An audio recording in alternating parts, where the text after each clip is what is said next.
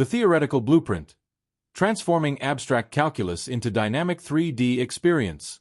The derivation sheet serves as the essential mathematical bridge that allows abstract concepts to leap from paper into an interactive digital environment.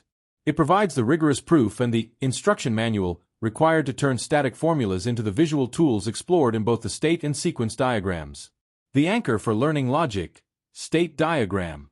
The derivation sheet is the foundation for the purposeful progression seen in the state diagram, which moves a learner from simple intuition to complex simulation. Building intuition.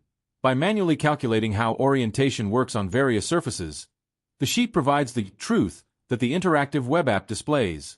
It proves that whether you use geometric cross products or calculus-based gradients, you will find the same perpendicular direction. Macro-level verification. The sheet proves that these rules are universal.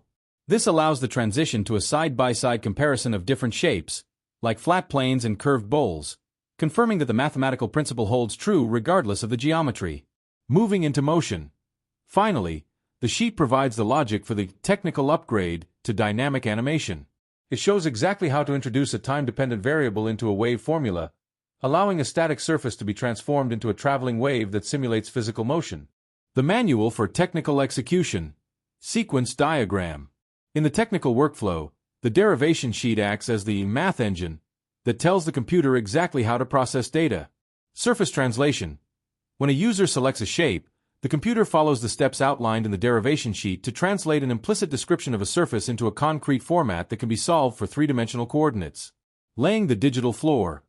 The sheet guides the creation of a coordinate grid, which acts as the floor of the visualization. It then provides the precise recipes for calculating the height of every point and the direction of every arrow. Rendering and updating. Every arrow seen on the screen is a direct result of the manual partial derivatives performed on the derivation sheet.